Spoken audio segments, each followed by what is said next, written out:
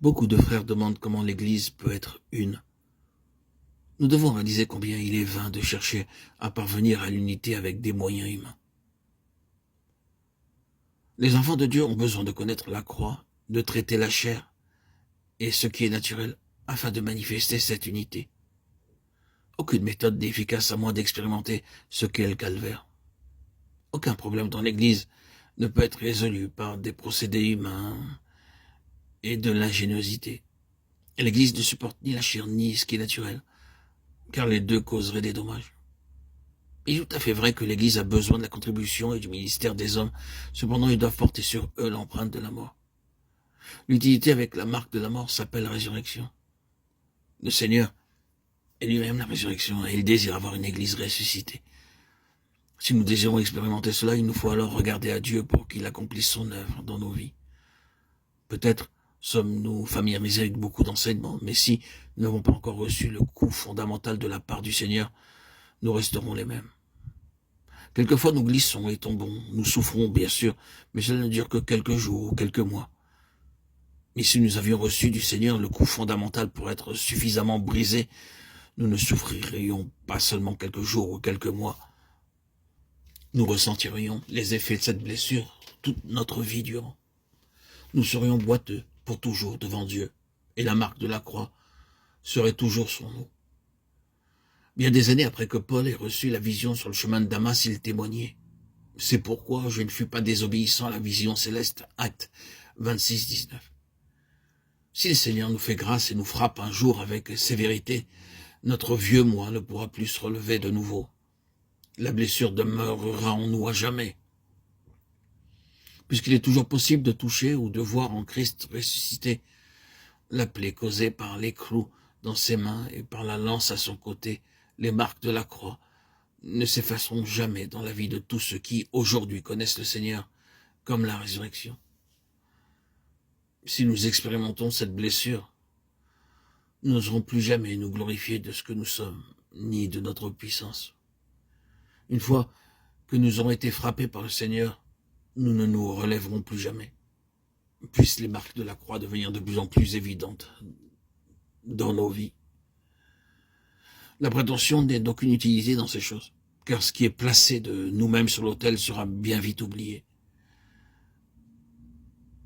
Mais lorsque le sacrifice est placé sur l'autel et mis à mort, il ne se relève plus jamais. Si nous avons reçu ce coup fondamental, nous réaliserons que nous ne sommes rien et incapables et bien limités. La marque de cette mort en nous témoigne de la connaissance que nous avons de la résurrection. Connaître la croix, c'est connaître la résurrection. Ce qui demeure après être passé par la croix, c'est la résurrection. Oh, combien y a-t-il de choses qui ne se soient plus jamais manifestées dans nos vies, mais qui sont parties pour toujours en passant par la croix.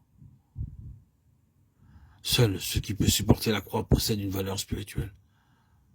Tout ce qui va dans le sépulcre et n'en sort plus est quelque chose de mort. Mais ce qui paraît de l'autre côté du tombeau porte encore l'empreinte de la croix et résurrection. Frères et sœurs en Christ, chers amis, auditeurs, auditrices, prions afin de pouvoir vraiment connaître Christ comme notre résurrection et comme notre vie. Chers amis, que le Seigneur enlève beaucoup de ce qui est nôtre. Que la conséquence ne soit pas uniquement pour nous d'avoir plus de sa vie, mais aussi moins de nous-mêmes. Bien souvent, nous vivons de ce qui est naturel sans connaître la discipline de Dieu, ni de la croix. Mes chers amis, nous avons besoin de prier que le Seigneur nous fasse miséricorde, afin que ce qui est naturel diminue en nous, peu à peu, pour que se manifeste de plus en plus ce qui est ressuscité. Auditeurs, auditrices, que la vie et la résurrection deviennent pour nous des réalités et non pas des théories. Qu'il nous montre que lorsque nous mettons la main à une chose, il n'y a pas de résurrection, parce que tout ce que nous produisions n'est que charnel, naturel. Que le Seigneur puisse exploser notre chair à la lumière de la résurrection. Si nous ne pouvons pas encore voir, le Seigneur est toujours miséricordieux.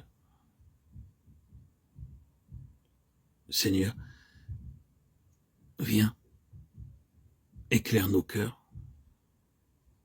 nos esprits. Fais ton travail en nous. Que nous puissions rejeter tout ce qui n'est pas de toi. Enlève de nos cœurs, Seigneur, tout ce qui n'est pas de ta sainte volonté, tout ce qui est du vieil homme, charnel, passionné, terrestre. Fais-nous connaître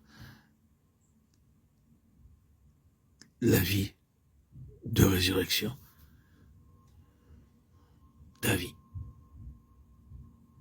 et nôtre.